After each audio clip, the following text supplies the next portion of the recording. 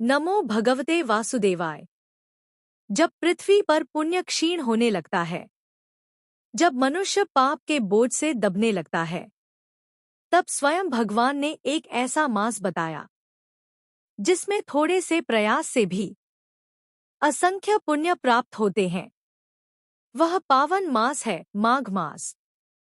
आज के इस पवित्र वीडियो में हम सुनेंगे माघ मास कथा का प्रथम अध्याय, जिसमें बताया गया है कि माघ स्नान क्यों सबसे श्रेष्ठ माना गया है। प्राचीन काल की बात है। नैमिषारण्य में महर्षि शौनक सहित अनेक ऋषि एकत्र हुए थे। उन्होंने सूत जी से पूछा, हे महामुने, कौन सा व्रत, कौन सा मास मनुष्य के समस्त पापों का नाश करता है, और किस उपाय से भगवान विष्णु शीघ्र प्रसन्न होते हैं? ऋषियों के इस प्रश्न पर सूत जी ने मुस्कुराते हुए कहा, हे ऋषियों, आपने अत्यंत गोपनीय प्रश्न किया है। मैं आपको माघ मास के महात्म्य का वर्णन करता हूँ। सूत जी बोले, माघ मास में प्रातः ब्रह्म मुहूर्त में गंगा, यमुना, सरस्वती या किसी भी पवित्र जल में किया गया स्नान सभी तीर्थों के स्नान के समान फल देता है। शास्त्रों में कहा गया है, माघ स्नानं नरो यस्तु कुरुते श्रद्धया युता स सर्व पाप विनिर्मुक्तो विष्णुलोकन स गच्छति। अर्थात जो मनुष्य श्रद्धा से माघ स्नान करता है, वह समस्त पापों से मुक्त होकर भगवान विष्णु के धाम को प्राप्त करता है। उसी समय सूत जी ने एक कथा सुनाई। एक निर्धन ब्राह्मण था। उसके पास न धन था न अन्न। जीवन दुर्भोगों से भरा हुआ था।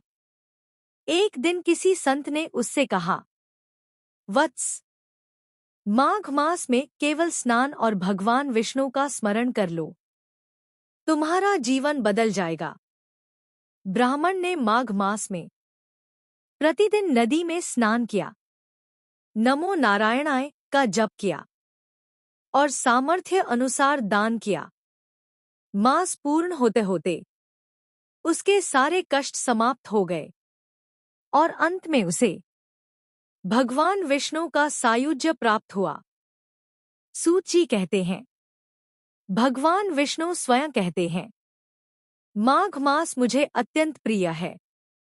जो व्यक्ति इस मास में स्नान, दान और संयम करता है, मैं स्वयं उसकी रक्षा करता हूँ। इसलिए माघ मास में दान, जप, ब्राह्मण सेवा और भगवान विष्णु की पूजा अत्यंत फलदायी मानी गई है। माघ मास का प्रथम अध्याय हमें सिखाता है, माघ स्नान सबसे श्रेष्ठ है। निर्धन व्यक्ति भी पुण्य कमा सकता है। भगवान विष्णु की कृपा सरल उपायों से मिलती है। श्रद्धा सबसे बड़ा साधन है। अगर आपको यह माघ मास कथा प्रथम अध्याय पसंद आया हो, तो वीडियो को लाइक करें और ऐसे ही पावन कथाओं के लिए चैनल को सब्सक्राइब करें।